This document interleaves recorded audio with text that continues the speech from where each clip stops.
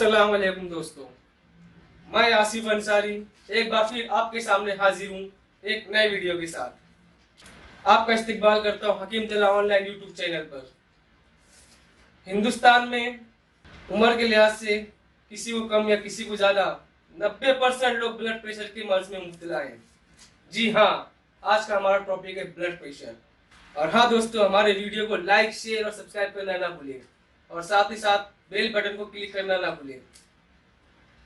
प्यारे अजीज़ों, आज हम ब्लड प्रेशर के बारे में बयान देंगे।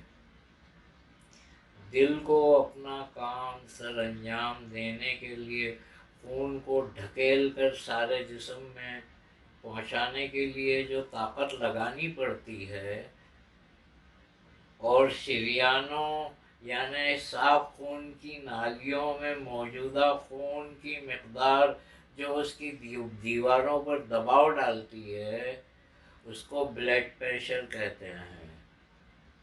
ब्लड प्रेशर के मानी है खून का दबाव। शरीयानों की दीवारों पर खून के दबाव का इन्हिसार 3 बातों पर होता है। खून की बदलती रहने वाली चिपक, दूसरा दिल के बाएं हिस्से में जो खून को ढकेलने की ताकत, यानी उसकी ताकत कितनी है, किस जोर से सुकड़ता है। छोटी शरीयानों की हर वक्त तब्दील होने वाली रुकावट। बताता चलूं कि खून में पानी की बनिस्बत 5 गुना ज्यादा चिपक होती है। खून का दबाव दिल की हर सिकुड़ने की हरकत के साथ बढ़ जाता है और दिल के फैलने की हालत में शरीयानों की दीवारों पर खून के दबाव में कमी आ जाती है। ये दबाव बच्चों में 100 मिलीलीटर और जवानों में 120 मिलीलीटर होता है। बड़ी उम्र में शरीयानों के सख्त और मोटा हो जाने की वजह से दबाव के बढ़ने का एहतमाल बढ़ जाता है, क्योंकि वो खून को दाखिल होने के लिए दबाव डालता है, लेकिन वो शरीयान मोटी और उसकी लचक कम हो जाती है, इसलिए ज़्यादा दबाव डालना पड़ता है। दिल के पंप करने में 2 हरकतें वाक़ई होती हैं। पहली हरकत ये कि दिल सिकुड़ता है और सिकुड़ कर शरीयानों में खून को ढकेलता है, और दूसरी हरकत ये कि दिल फैल जाता है। इसकी सिकुड़ने की क़ुव्वत को सिस्टोली और दिल के फैलने को डायासिस्टोली कहते हैं। इन दोनों हरकतों का दबाव भी अलग अलग होता है। चुनांचे सिकुड़ने से जो दबाव होता है उसको सिस्टोलिक प्रेशर, और दिल के फैलने से जो दबाव पैदा होता है उसको डायासिस्टोलिक प्रेशर कहते हैं। खून का दबाव जब तक अपनी सही हालत में होता है, इस वक्त तक कोई बीमारी की हालत नजर नहीं आती, लेकिन जब इसमें जरा सा भी फर्क आता है, यानी दबाव घट जाता है या बढ़ जाता है, तो फौरन बीमारी की हालत रोनुमा होती है।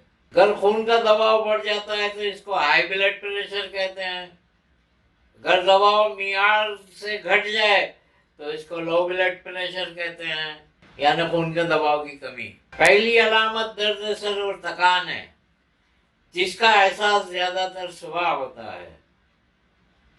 सर चकराना, नींद कम हो जाना, दिमागी कुव्वतों का कम हो जाना, दिल पर खास किस्म का बोझ का एहसास, समझ में नहीं आवे क्या हो रहा है, लेकिन दिल पर कुछ खास किस्म का बोझ महसूस होता है कि हम किसी को बता भी नहीं सकते। इसके अलावा और भी अलामतें हैं। जब शरीयानों की सख्ती और रुकावट बढ़ जाती है, दिल को हद से ज्यादा काम करना पड़ता है, यानी उसको ज्यादा जोर का पंपिंग करना पड़ेगी ना, तो दिल का काम बढ़ जाता है। आखिर दिल कमजोर होकर अचानक काम करना बंद कर देता है। ये शिकायत गुर्दे की पुरानी सूजन, मोटापा और दिल की खराबियों की वजह से भी हो सकती है। एक मुजर्रिब नुस्खा लिखता हूँ, ब्लड प्रेशर को के लिए बहुत मुफीद है। यशब महलूल, जहर मोरा खताई महलूल, बिनसलोचन असली हर एक 5 ग्राम, छोटी इलायची के दाने, धनिया सूखा हुआ, सौंफ, गुले सुर्ख हर एक 25 ग्राम, गुले गावदवा, संदल सफ़ेद असली हर एक 5 ग्राम, असरोल बूटी 15 ग्राम। खुराक 5 ग्राम सुबह, 5 ग्राम शाम। पानी से खाएं। अपने को आरामदा महसूस करें, हर वक्त उलझन में न रहें, दिमाग को ठंडा रखें انشاءاللہ یہ اسی کو مسلسل کھانے سے شفا ہو جائے گی. اور یونانیوں کی ایک دوا ہے جو تیار بازاروں میں بھی ملتی ہے، اس کا نام مفرح وارد جواہر والی ہے. وہ صبح شام آدھی آدھی چمچی کھائیں، اس سے گھبراہٹ بے چینی بھی کم ہوتی ہے. اور ہمدرد کی ایک دوا آتی ہے قرص شفا. قرص شفا کو ایک یا دو گولی ضرورت کے مطابق مفرح وارد جواہر والی کے ساتھ صبح شام کھا سکتے ہیں.